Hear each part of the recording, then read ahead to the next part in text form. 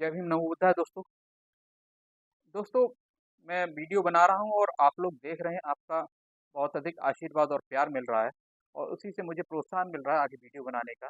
धन्यवाद इसके लिए।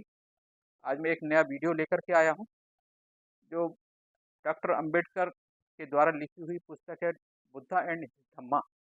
ये ग्रंथ है, वो उसमें बहुत सारे जो बौद्ध धम्म के जो ग्रंथ हैं, जिनको पढ़ा नहीं जा सकता किसी एक व्यक्ति के द्वारा इतनी आसानी से, उन सब का समेकित करके उनने ये ग्रंथ एक तैयार किया है। तो ये सारे जो बुद्ध धम्म के सारे ग्रंथों का सार है। तो इसी में से मैं एक एक करके प्रसंग उठाता हूँ और आपको बताता हूँ। तो आज भी एक नया प्रसंग है, बुद्ध का जन्म। जन्म कहाँ हुआ, कब हुआ और किन परिस्थितियों में हुआ और कैसे हुआ। कुछ आप जानते होंगे और कुछ नहीं जानते होंगे, तो वो मैं बताता हूँ। और इस वीडियो के अंत तक बने रहिए। ये निश्चित तौर पे आपको कुछ नई जानकारियाँ भी प्राप्त होंगी और वीडियो बहुत ही अच्छा होगा। और आपसे सबसे पहले प्रार्थना है कि अगर वीडियो थोड़ा-सा भी आपको अच्छा लगे, तो इसको आप लाइक कीजिए और सब्सक्राइब कीजिए। अगर अगर आप मेरे चैनल पे पहली बार आए हैं, तो उसको सब्सक्राइब कीजिए और उसको फॉरवर्ड कीजिए अपने जान-पहचान वालों को या अपने मिलने-जुलने वालों को। तो वीडियो शुरू करते हैं। दोस्तों, ये बात तो सर्वविदित है कि शाक्य वंश के राजा शुद्धोधन थे। इस राज्य के दक्षिण में कौशल, पूर्व में कोलिय और दक्षिण पूर्व में मगध राज्य था। मगध वर्तमान भारत के बिहार राज्य के राजगिर के चारों ओर फैला हुआ था। सिद्धार्थ गौतम के समय में मगध राज्य के शासक बिंबिसार और कौशल राज्य के शासक प्रसेनजित थे। सिद्धार्थ के पूर्वज कौन थे? निश्चित तौर पे आप लोग नहीं जानते होंगे, तो मैं बता देता हूँ। शाक्य राजा की राजधानी का नाम कपिलवस्तु था। यहाँ शाक्य वंशी राजकुमार जयसेन रहते थे, जिनके पुत्र सिंह हनु का विवाह राजकुमारी कच्चाना के साथ हुआ। सिंह हनु के 5 पुत्र थे: शुद्धोधन, धोतोदन, शुक्लोदन, शाक्योदन और अमितोदन। इनके अलावा 2 पुत्रियां भी थी, अमिता और पमिता। इस परिवार का गोत्र था आदित्य। कपिलवस्तु के पास ही एक नगर था देवदह, जहाँ कोलीय वंश के अंजन नाम के अधिपति रहते थे। उनकी पत्नी का नाम था सुलक्षणा। शुद्धोधन का विवाह अंजन की बड़ी पुत्री महामाया से हुआ था। अपने कुशल शासन और सैनिक पराक्रम के कारण महान योद्धा शुद्धोधन को एक और विवाह की अनुमति मिल गई थी। उन्होंने महामाया की ही छोटी बहन महाप्रजापति से भी विवाह कर लिया। शुद्धोधन एक साधन संपन्न राजा थे। उनके कई महल थे। राजा शुद्धोधन के पास कई बड़े-बड़े खेत और नौकर चाकर थे। उनके शाक्य राज्य में प्रजा सुखी थी। दोस्तों, अब प्रसंग आता है राजा शुद्धोधन के घर सिद्धार्थ का जन्म कैसे हुआ। उस समय खेती व पशुपालन की ही 2 प्रमुख व्यवसाय थे। हर वर्ष वर्षा शुरू होने पर आषाढ़ी महोत्सव पूरे राज्य में बहुत धूमधाम से मनाया जाता था, जिसमें प्रजा के साथ राज परिवार के सदस्य भी उत्साह के साथ शामिल होते थे। आषाढ़ की पूर्णिमा तक यह महोत्सव 7 दिन तक मनाया जाता था, जिसमें राजा व राजकुमारों को भी खेत में हल चलाना पड़ता था। इस बार रानी महामाया ने इस उत्सव को बहुत ही हर्ष, उल्लास और उमंग और के साथ भव्य रूप से मनाना तय किया था। लेकिन महामाया के आदेश के अनुसार इस बार सुरा, मेरा पेय आदि नशीली चीजों के प्रयोग पर पूरी तरह से पाबंदी लगा दी गई। कपिलवस्तु को दुल्हन की तरह सजाया गया था। फूल मालाओं की महक और तरह तरह के सुगंधों से नगर सराबोर हो गया था। आषाढ़ महोत्सव के उल्लास और उमंग में मगन थे वहां नगरवासी। महोत्सव का 7वां दिन आषाढ़ पूर्णिमा का था। रानी महामाया सूरज उगने से पहले ही जल्दी जागी, सुगंधित जल से स्नान किया, सुंदर व सौम्य वस्त्र और आभूषण धारण किए। उसके बाद 4 लाख सोने के सिक्के व अशर्फियां दान किए। दान करने के बाद स्वादिष्ट भोजन ग्रहण किया।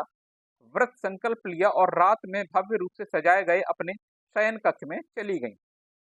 उस रात शुद्धोदन और महामाया का संपर्क हुआ। रानी महामाया सो गईं। उन्होंने गहरी निद्रा में एक अद्भुत स्वप्न देखा। महामाया ने अब सपने में देखा कि वह बिस्तर पर सोई हुई हैं। अचानक 4 देवता आए और बिस्तर सहित उन्हें उठाकर हिमवंत प्रदेश यानी हिमालय में ले गए।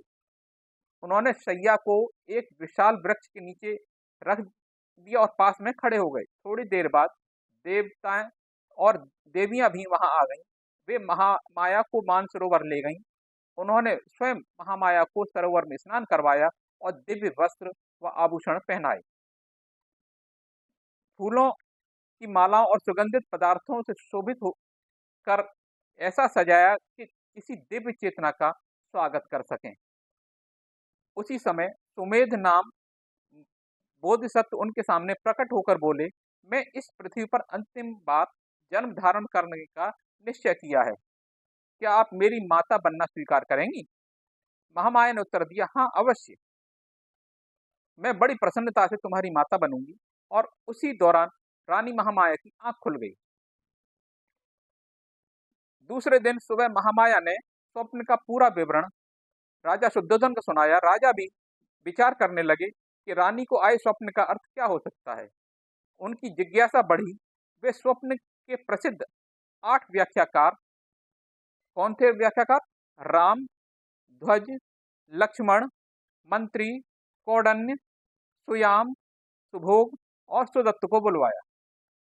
सभी विद्वानों के आदर सम्मान में फर्श पर सुगंधित फूल बिछाए गए और आसन प्रदान किए गए। उन्हें सोने चांदी के बर्तनों में भी घी, शहद, दूध, चावल आदि से बनाए गए स्वादिष्ट पकवान खिलाए गए। इसके अलावा नए वस्त्र और गायें दान में दी। स्वप्न व्याख्याकार बहुत प्रसन्न हुए। तब राजा शुद्धोधन ने पूरे स्वप्न के बारे में उन्हें बताया और उसकी व्याख्या कर अर्थ बताने का आग्रह किया। स्वप्न के बारे में सुनकर सभी विद्वानों ने एक मत होकर कहा, महाराज आप चिंता न करें। महामाया ने गर्भ धारण किया है और उसकी कोख में एक पुत्र जन्म लेगा।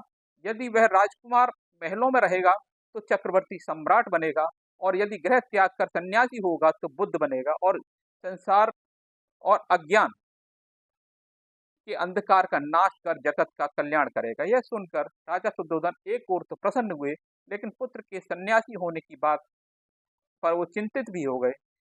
जैसे तेल से भरे हुए प्याले को हथेली पर रखकर चलते हुए कोई बहुत सावधानी रखता है। देवी माता महामाया बोधिसत्व को 10 महीने तक अपने गर्भ में धारण किए रहीं। जब वह संतान को जन्म देने वाली थी तो राज्य की प्रजा भी बहुत प्रसन्न थी। उस समय परंपरा यह थी कि पहला बच्चा पिता के घर की बजाय ननिहाल में होगा, यानी स्त्री का पहला प्रसव ससुराल में न होकर पीहर में होता था। अतः प्रसव का समय पास आते ही महामाया ने देवदह नगर में अपने माता पिता के घर जाने की इच्छा प्रकट की। राजा शुद्धोधन ने इसकी पूर्व तैयारी बड़े व्यवस्थित रूप से की थी।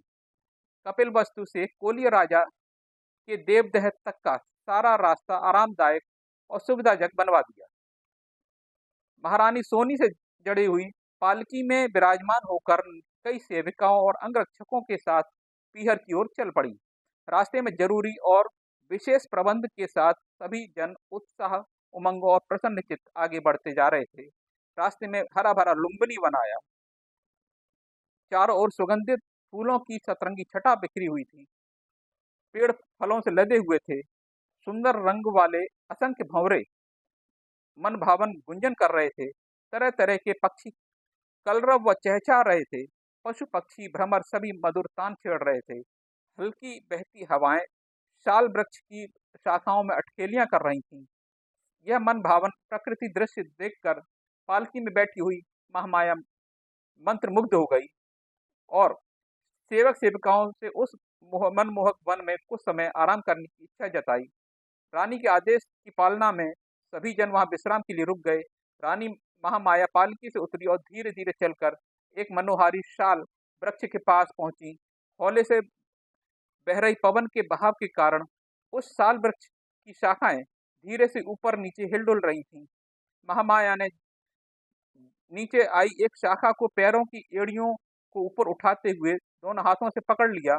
संयोगवश हवा के वेग से वह शाखा उसी समय ऊपर की ओर उठ गई और हल्के झटके से महामाया को प्रसव पीड़ा होने लगी और उस साल वृक्ष की शाखा पकड़े हुए खड़े खड़े उन्होंने एक पुत्र को जन्म दिया। तुरंत ही सेविकाओं ने महामाया को संभाला और चारों ओर से पर्दा लगाकर सुरक्षित घेरा बना दिया। वह 563 ईसा पूर्व वैशाख महीने की पूर्णिमा का दिन था। अब अपन उनके पास पीहर जाने का कोई कारण नहीं रहा और महामाया और सेवक सेविकाओं के दल के साथ कपिलवस्तु लौट आई। पुत्र जन्म का समाचार पूरे शाक्य के राज्य में फैल गया। शुद्धोधन और महामाया का विवाह हुए बहुत समय हो गया था, लेकिन संतान नहीं हुई थी। पुत्र जन्म पर राज परिवार के साथ आम जन में बहुत खुशी हुई। राजा ने भोजन, वस्त्र, अन्न, काशार्पण और आदि का बहुत अधिक दान किया। कपिलवस्तु को खूब सजाया और नगरवासियों ने हर्ष व उल्लास के साथ राजकुमार के जन्म का उत्सव मनाया। तो दोस्तों, ये थी भगवान बुद्ध के जन्म की कहानी। तो कैसी लगी आपको? तो आप कमेंट करके मुझे बताइएगा और अगर वीडियो थोड़ा-सा भी पसंद आया हो तो इसे लाइक कीजिए सब, और अगर आप मेरे चैनल पर नए हैं तो सब्सक्राइब कीजिए और इसे फॉरवर्ड कीजिए। धन्यवाद। जय भीम, नमो बुद्धाय।